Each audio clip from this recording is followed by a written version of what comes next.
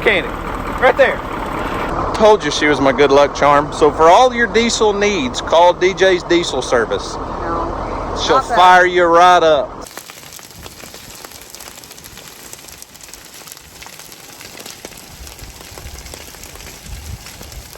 Emily is going to have a pretty,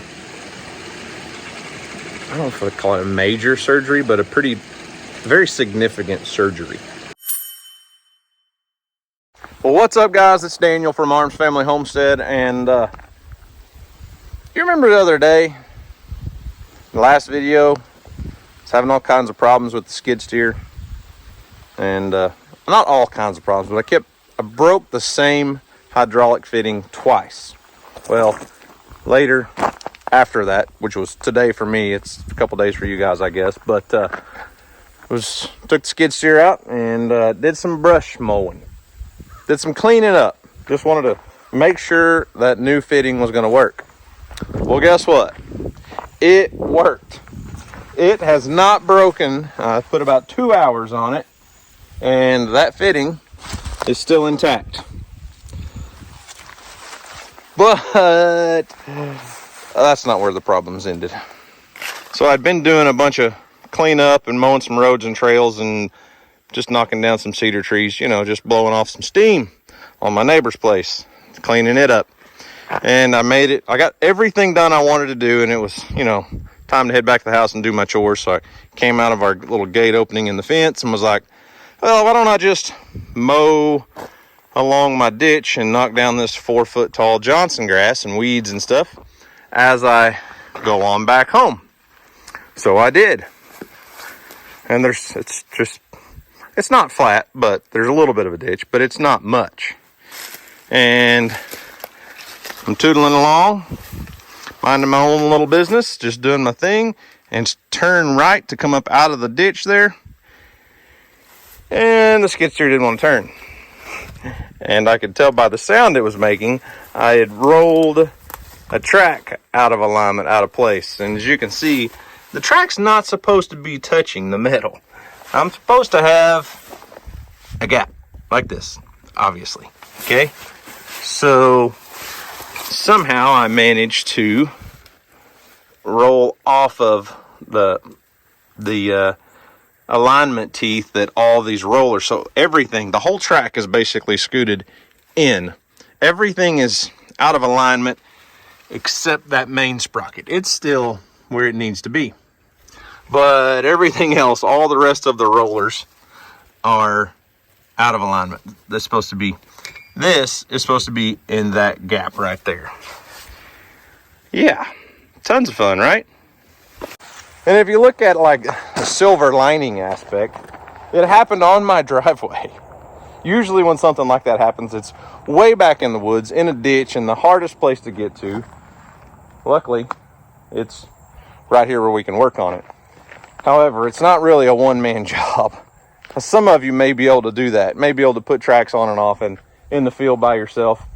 I suck at mechanicking, not good at mechanicking. I know what needs to be done. It's just so much easier if you have one person in the cab that can move forward and backwards and lift, and you know, that's the reason I have it sitting like it is right now. I've got the front of the tracks lifted off the ground. I'm going to let all the grease out of those tracks, or out of that one track, and loosen it up, see if I can possibly work it back on. But more than likely, I'm going to phone a friend and probably tomorrow morning be back out here. With two of us, it shouldn't be that big of a deal. It's not like the track's completely off. It's just out of alignment and a pain in the rear.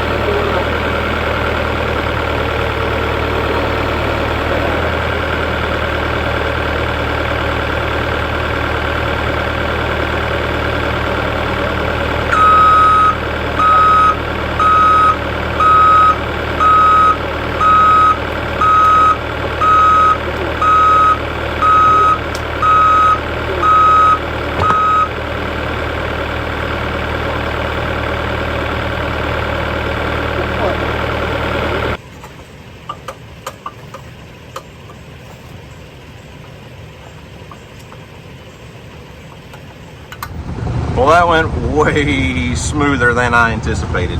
Not a problem at all when you have somebody with the right knowledge and an extra set of hands. I mean, that makes all the difference in the world sometimes. It would have been kind of a much tougher job, not impossible, but a much tougher job for one person. So anyways, he's tracking it back to the house for me right now. And he wanted to go over and see the pond. I said, well, you're in luck, man. If you want to go see the pond, that'll take us right by the dump truck that doesn't want to start. So maybe we'll get it running too. Hey, it pays when your best friend is a really good mechanic, doesn't it? When your profits are coming from somewhere else, it makes more sense. I found something else that made more money. Yeah.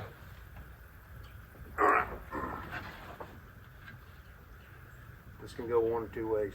Yeah. Crank on it. Keep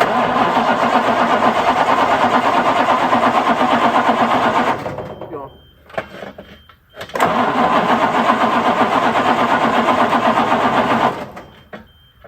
Be nice if I can really get that. The battery's not going to hold up too long, brother. I know it. Try it now.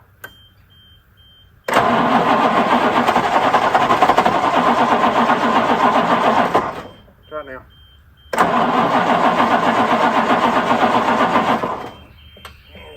Give her a shot.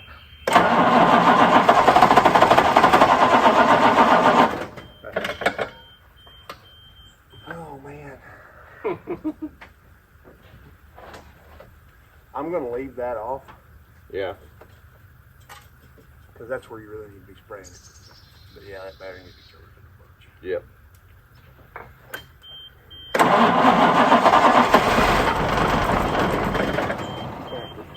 That's about what you get with starting fluid on it. Yeah. Try her again. Well, the thing about it is, we're getting that faster spin, so it's making the pump work a little faster so we can get fuel to them injectors. Try her again.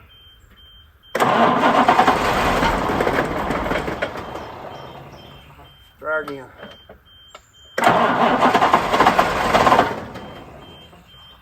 One more time.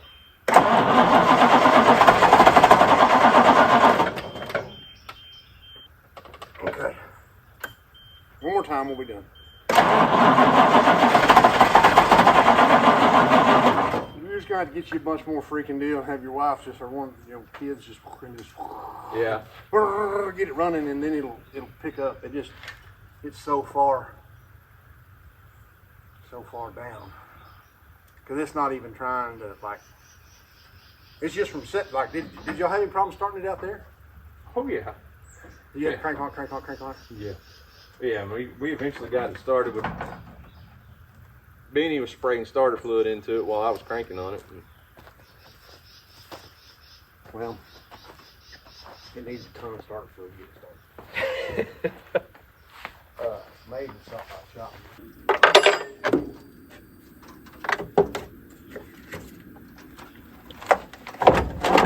All right, my lovely bride swears to me she can get this truck started now. So Lyndall and I were not able to get it running this morning. The battery went down on us. He didn't have time to stick around, but he gave me a few tips and tricks and ideas to try, and I went and bought another can of starting fluid. Charged the battery about half the day. Went ahead and brought the truck over here in case we need to jump start it. But DJ says it's going to start. DJ didn't say that. If your mechanic can't get it started. Hey, listen, my mechanic could have got it started had we had time to stick around and really devote to it. Well, maybe. I just don't think he wanted to. Well, blame him. All right. All I need you to do is turn the key. And maybe hit the gas a little. Is there a certain Not way? necessarily like wah, wah, wah, wah, pumping on the gas, but just give it a little gas. Okay? I'm afraid I might get tetanus in here. Well, that'd be the least of our problems. Okay.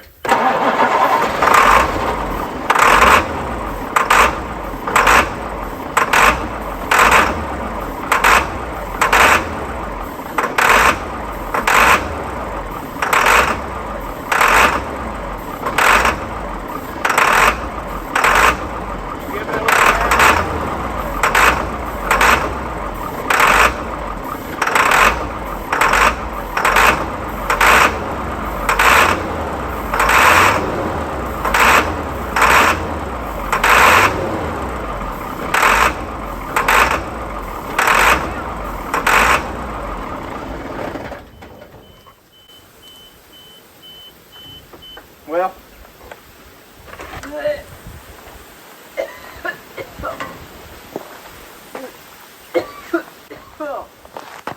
it'll start and run on ether. I thought after a few seconds it might actually take off and go itself. It's got diesel in it, I promise. I checked yesterday and today. However, I can't say how old the diesel is that's in it. It may be several years old. Don't worry about the exhaust in the cab. You'll be fine. I think I'm dying.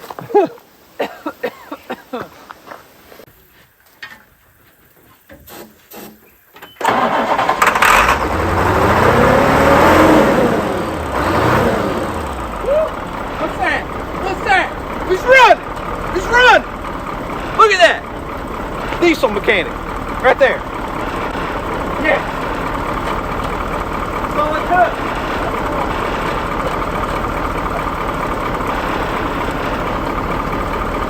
Kill it. I don't think I got it on video. We'll do it again. Told you she was my good luck charm. So for all your diesel needs, call DeJay's Diesel Service. No. She'll Not that. fire you right up.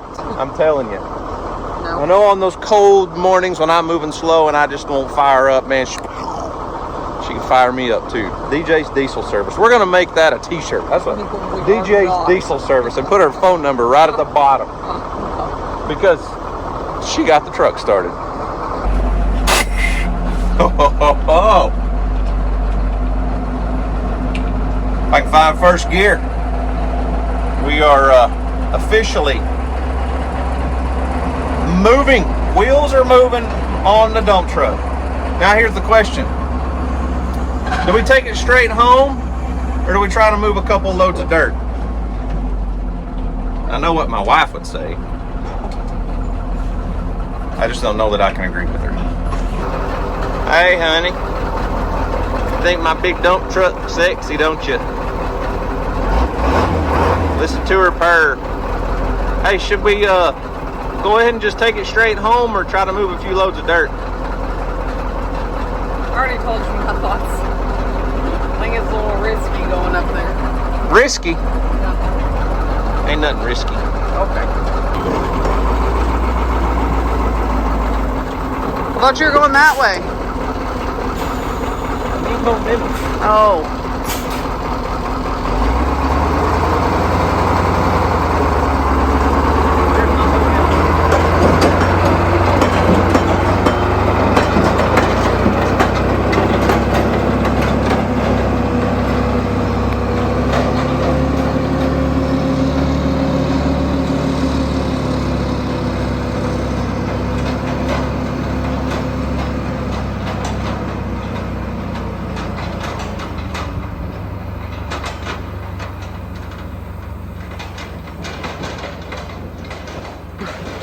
Glad he made it.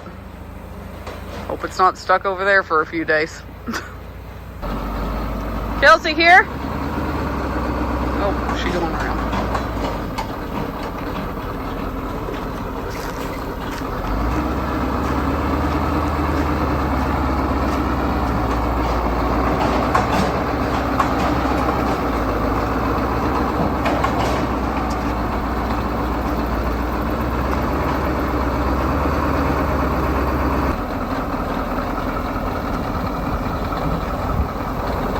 Your mechanic called.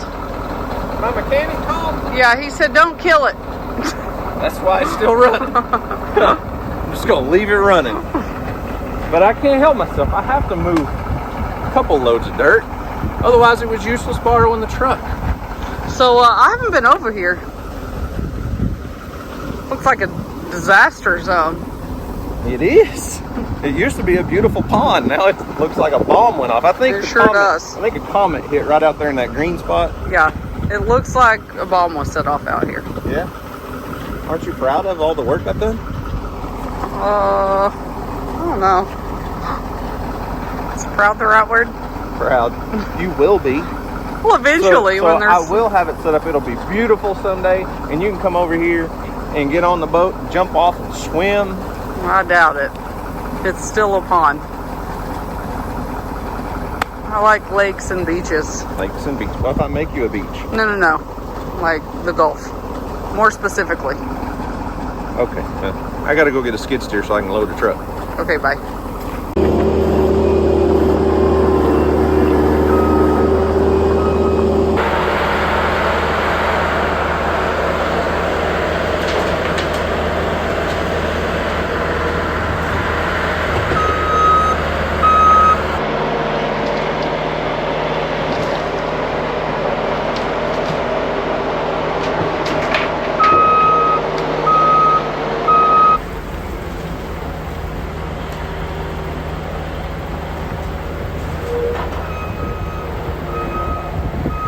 All right, so I honestly have no idea how much I can put in here. So we're gonna start light.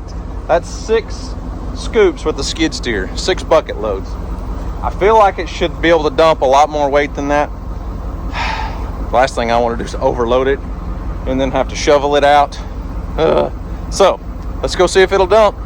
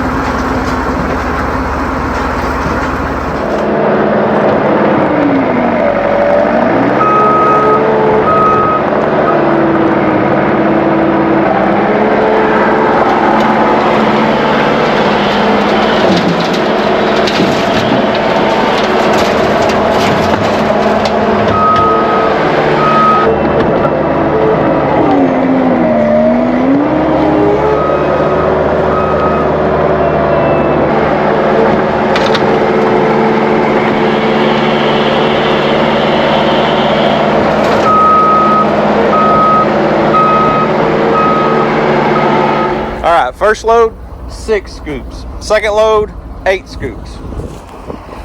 Probably should still hold quite a bit more, but I'm not gonna load it full to the front, so I'm trying to keep everything, for the most part, most of the weight over the axles and a little bit in the front. Because if I decide to keep using this for a while, I kind of need to know what it can do.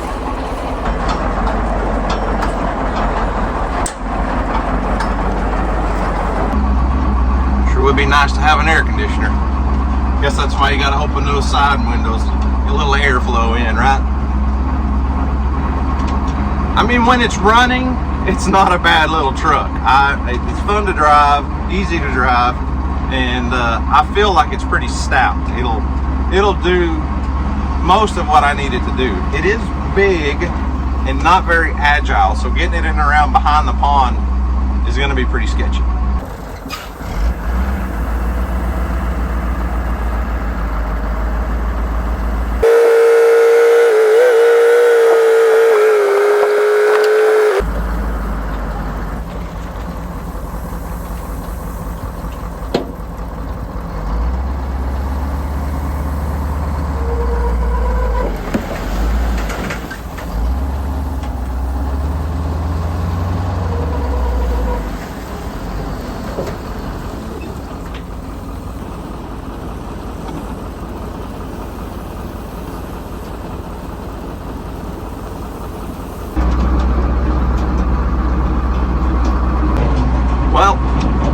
guess I'll make a few more loads and then go back to the house.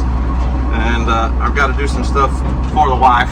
I told her if she'd help me get this thing going, I'd do a few things for her. So need to do that, and we need to sit down and have a little chit chat with you guys. We've got something really important, really big coming up in our life really soon, like in a couple days, and we need to chit chat and talk about it. But hey, today, right now, the dump truck's doing great. I can't complain. At least it's running, right? At least it's running, and it's dumping. That's a bonus. Okay, so I said earlier we had something big and important to talk about, and I'll probably let DJ do most of the talking because she knows a lot more about this than I do, or she can explain it a lot better than I can probably. But Emily is going to have a pretty, I don't know if I call it a major surgery, but a very significant surgery in just a couple days. And Emily's our 16-year-old daughter that you guys don't see on video much, but she inherited a trait from me where her chest caves in. DJ's already talked about all this on her video. I'm sure some of you are seeing it twice, but we're going to talk about it because we feel like it's important for us. But anyways, her chest caves in just like mine does. I don't want to pull my shirt up and show you guys because guys like Nathan from Out of the Woods get all embarrassed when I send him pictures without a shirt on at the gym. Anyways, she inherited it from me. It's something we've known about since she was a little bitty girl. She's been to the doctor, the first time when she was probably 3. And then again. And then we went back when she was 10-ish. Mm-hmm. And never really any issues. But the doctors basically just said we're going to keep an eye on it as she ages. And some people never have any complications of this condition called pectus excavatum. I've dealt with it my whole life, but it's mostly just cosmetic. I don't know that I have any breathing or heart problems from it, but when my wife beats me in a really hard workout, I can say, well, I just can't breathe, honey. I just can't breathe. But a few months ago, Emily started having some significant breathing problems, I guess. Yeah, she was at basketball camp, and hindsight, looking back, she's been having symptoms for probably 2 years. We just didn't realize that it was anything, because a lot of times there were other factors that we factored in, and like 105 degree heat when she passes out on the softball field in July, they'd been running and she passed out last summer, and we thought it was heat, but that wasn't the case. I mean, the heat definitely didn't help, right. But anyway, yeah, she was at basketball camp, and I had been there for the first 2 days, watched her play, and of course it's June, so I don't feel like any athletes are really in shape for basketball in June, just because of the way the seasons work or whatever. And so they're not all getting up and down the court like they should be. Everyone's struggling to breathe. But then the third day I wasn't there, and I had talked to her on the phone and was like, how did the games go? And she was like, Mom, I can't breathe. Something's way wrong. So Kelsey wants out. Yeah, she does. So for whatever reason, it just hit me and was like, okay, well, because they had told us before when we had taken her when she was 10-ish, that at about 16, she would need to have another EKG and a chest x-ray done just to check on that. And for whatever reason, I was like, well, you just turned 16, so I'll call and schedule that, and literally thought it was going to be nothing. I just did it to prove to her that she was fine. Yeah, exactly. And that was not the case. The EKG came back abnormal, which I was really not expecting that. And so then got sent to a pediatric cardiologist in Oklahoma City, where they did another EKG and an ultrasound. And that ultrasound showed that her chest cavity, sternum, whatever you want to call it, is smashing her right heart chamber by like 75%, which is also putting more pressure on her lungs as well. Well, even just the with it being 75%, not functioning on her right heart chamber, that's that's a lot of blood flow. So even if it's not pushing on her lungs, she's not getting the the oxygen that she needs because her heart's not able to push enough blood through her lungs, and then throughout her body. So, and because there's not much room in there, her lungs can't fully expand. Yeah. So, whole lot of things. She also saw a pulmonologist. She had a CT scan done, and hers is definitely on the severe spectrum of this. You have to have a 3.2 Holler index is the measurement that they use to qualify for surgery. What they measure. So if this is your spine, your back, and our chest, mine and hers chest does this. They measure that gap right here. So, so like you're not even looking. Oh my gosh! So like this is the Holler index. Yeah. So her spine's down here and her chest caves in, and this is her rib cage. You can see each rib. This isn't actually her. This is just pulled off the internet. Well, yeah, but that's what hers looks like. So it's like they sliced you, and they're looking into your top down into your chest, basically. Yes. So you have to have a 3.2 measurement in order to qualify for surgery for insurance purposes. And we thought hers might be around a 4, and hers is a 7.5. So, very, very deep. I mean, if she's standing here, she could put her whole hand, her whole index finger, middle finger can go all the way through. So, it's very deep and can cause a lot of problems, which we have learned. Yeah. So, she's having surgery Monday. Yes. This Monday, October 1st, right? September 30th. September 30th. Okay. Missed it by a day. The surgery that they used to do when I was a kid, and even when she was much younger, is they went in and they basically broke your ribs free from the sternum, repositioned the sternum, and then, I don't know if they screwed or whatever, reattached the ribs back to the sternum, and basically broke every rib in your chest. And they even talked to us about that when we took her at 10. Yeah. But that was we were never going to do that. I chose not. I didn't choose. My dad, I guess, chose. That wasn't a necessary option for when I was a kid. But I wasn't having complications. I was able to function. According to you, you were. I was able to function and still participate in sports and do everything. See, now that he knows about this diagnosis and how it affects you, he's trying to use that now. I know how much I've struggled in my life with football, especially, and then even when I was an adult and went to patrol school, and we were running 3 to 5 miles a day in the morning and doing PT for 2 hours. I was 21 years old, and there were guys in there from 21 to, I think the oldest was like 38, and I should have been performing much better than what I was, I felt like. But I didn't know. I was like, whatever, it's fine. It's not enough to slow me down necessarily. But it does hurt. It does slow me down when I'm competing with my wife, I think. Whatever. But it's definitely more significant with her for breathing and blood flow, and whether she's playing sports or not, we can't have half of her heart being reduced by 75%. Well, and it wasn't until we're sitting at the cardiologist and she's having to fill out all this paperwork, these questionnaires about her symptoms. And then I go look at them and I'm like, there are a lot of questions about being dizzy, feeling your heartbeat, like through your body, like feeling it all over your body, feeling lightheaded, all these things. And I was like, dizzy? I had no idea you are dizzy. And she was like, I just thought it was normal. And I'm like, no, that's not normal to be dizzy often. Like, she feels dizzy often, and not like where she's going to faint, just but moments of... with reduced blood flow, reduced oxygen, that makes sense. Yeah, so there's been a lot of things that we have learned on this journey, because, like I said, it started back in June.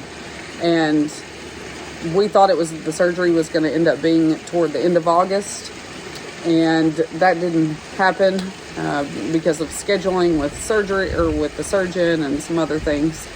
And so it's like we hurried up and we figured all this out, and now we had to wait. Yeah. And that's also why Emily didn't play softball. That's why you guys haven't seen videos of her playing softball this year, because we were planning on her having surgery right in the middle of softball season. So she chose. It was actually really her choice. The doctor said she could play, but it was her choice to just, though she didn't want to start the season and not be able to finish it. So Yeah. anyways, the surgery procedure that they're doing, let's talk about this real quick. It's called the Nuss procedure. So the old surgery where they broke your ribs and repositioned everything is outdated, and they're not doing that. But what they will do is go in and they're going to do steel bars or titanium bars that go in the rib cage, and they'll go in on the side and go underneath the ribs. So in between the ribs and some pretty important organs right there, and it'll stay inside of her chest. They may do one like this, or there may be 2 bars that go all the way across. We got Rufus. Huh? I said, look at Rufus. He's not over there. I was like, well, I looking at thought my you shirt. just used the wrong Anyway, so name. there'd be 2 bars that, or multiple, 1 to 3, probably 2, I think is what the surgeon's saying. But anyways, across inside of her rib cage, and they'll stay there for 2.5 years. Yes. So I'm going to show you all a picture of that too. It's pretty wild, really. Yeah. So anytime she gets on a plane, we're going to have documentation that she's got metal in her body. But it's a pretty significant procedure. I mean, obviously they do it quite a bit. It's a common thing nowadays. But I feel like as a parent, I know my wife does too, anytime they're going inside the chest cavity of one of our children, that's a risky situation. And that's why we want to tell you guys about it, because we've shared our faith on here for years, and we know that the majority of our audience are God-fearing people just like us. They're good Christian folks, and if we said, hey, will you pray for our daughter, we know you guys would join us in praying for Emily. And that's important to us, and I think that's important to a lot of you guys. So we would definitely appreciate prayers for Emily and our whole family. And it's going to be a stressful situation for a little while. Not sure what video content's going to look like, not sure how that's going to affect our videos, but she'll have surgery on a Monday, and then she'll be in the hospital for 2 to 3 days because they have to make sure that those bars are staying where they need to be and they don't twist and move. They're going to have to teach her how to get out of bed because she can't twist her body and get up. And so she'll be down for a couple days in the hospital, and then she'll be out of school for 2 to 3 weeks. And then we'll start slowly getting back into the swing of things. She won't be able to lift more than like 5 pounds for quite a while. So it's a pretty significant surgery. So if you guys would pray for our daughter, we would much appreciate it.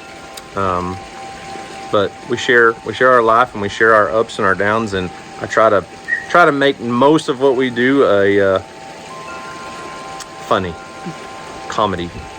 I try to make it lighthearted.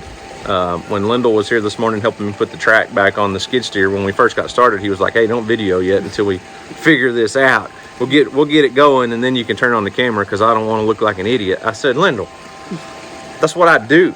I make myself look like an idiot on video all the time because I show where I mess up and screw up and break things and have to fix it. So anyways, this is a pretty important thing in our life coming up really soon. So we'd appreciate the prayers. Yes. Anything else you want to add? Nope. Nope. No. Just I say I'm ready, but I'm not ready. I feel like we've just been waiting on it forever, and so I don't know. Yeah. I don't know all the things. Yeah. I'm fine right now. When we first, found out she was going to have surgery, I was not fine, and it's just wavy, I guess. You were like Ross on Friends. You know that episode where he's like, I'm fine, everything's fine. Yeah. That you weren't fine. You weren't fine. No. And everybody knew it. Yeah. But we'll be okay. Yep, we'll get through it. Yeah. So, anyways, on to the next adventure. I've got to run over to Mill Creek in a little bit. It's late September. We're gonna do some prescribed fire, burn a few acres, hopefully, if the conditions are in our favor when we get there. You have fun with that? Yeah, I think Dusty's gonna come, so it will be comic relief. It'll be comedy hour for sure. We'll find something funny. Got the pyro there with Dusty around. Yep.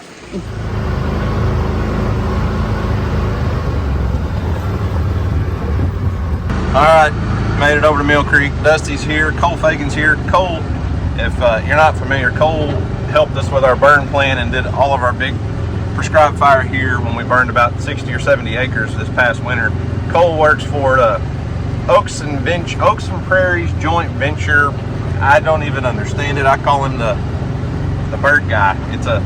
It's a grant under the federal government that he works under to do songbird preservation, but that carries over into a lot of other things, which includes prescribed fire and controlled burns and all that stuff. So I told him I wanted to plant a big food plot over here one day, and he's like, let's burn it, just trust me, let's burn it and do like a natural food plot. You can come back, overseed it a little bit, but he said you'll love it. I've never done much growing season burns. Typically we do them late winter, you know, early spring, February, March time frame. So this is a little bit different game plan for me, but he wrote up a burn plan and everything's good to go. Got a couple side-by-sides and plenty of help, and hopefully it all goes smooth, right? Oh, got a little gas in that mixture. Yeah. I don't know if it's gonna burn, but we're gonna find out.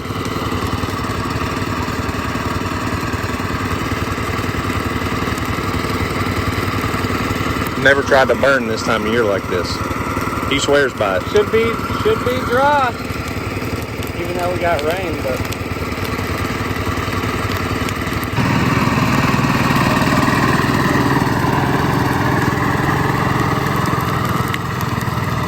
I wasn't sure how well it was going to burn. We got about an inch of rain. Oh, what is it now? Less than a week ago. When Cole came over and looked at everything a week and a half ago, something like that, it was a lot more dead and brown. But that little bit of rain really kind of greened things up. But I don't know. I'm curious to see what it does. It'll be interesting. I know a lot of people do growing season burns and late growing season burns like this, and it's actually a good prelude to what we're going to do on my neighbor's place eventually.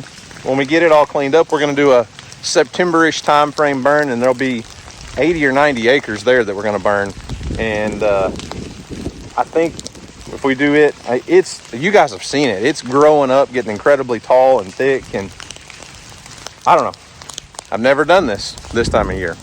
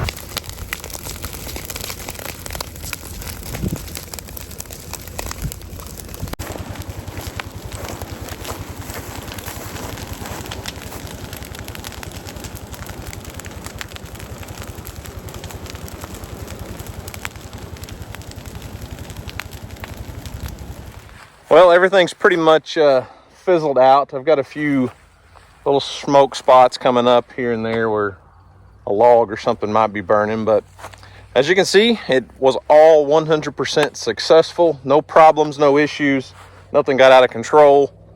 Very safe, pre-planned fire.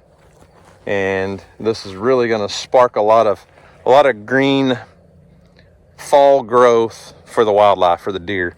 Obviously, we're in a hunting area where we spend a lot of time. This is where Houston harvested a deer last year. Last year, I planted this field in wheat and rye and a few other things, and it did really well. But like I said, when Cole came out and looked at it, he was like, man, we need to do a growing season burn, which is not something I've ever really done. We always do them in the fall, or in the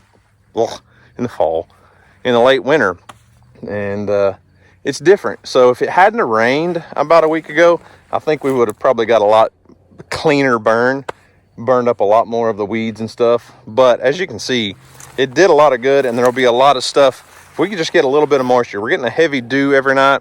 If we can get a little bit of rain, man, this stuff will just explode and be a lot of fresh green forage for the deer.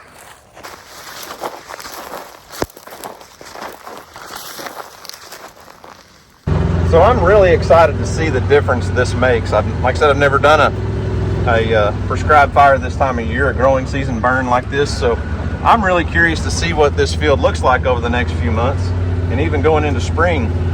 I mean, this field here, you guys have seen me in this field a bunch.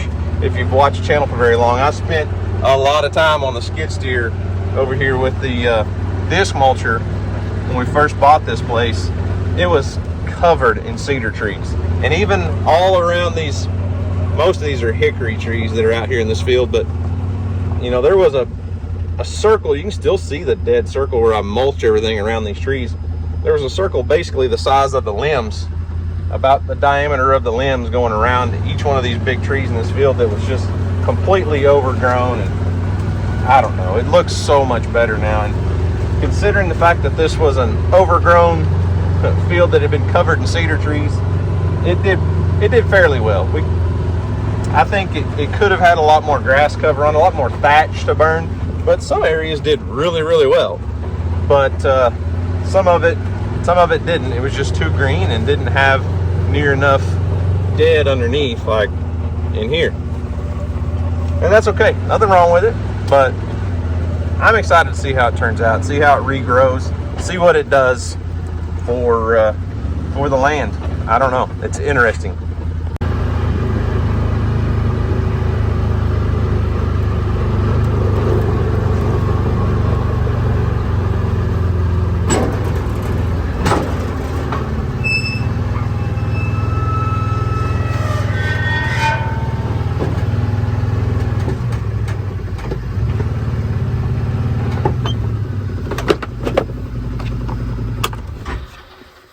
Well, I guess that's a wrap on another good day. I didn't break anything, didn't tear anything up. I actually got a few things fixed, and the dump truck worked. Had a good prescribed fire. It's been a great day. So anyways, I guess that's going to do it for me today. Guys, remember, do something today to make somebody smile, because you never know, it just might change the world. So guys, thanks for watching. I hope you enjoyed it. You guys have a great day, and as always, we'll see you on the next video.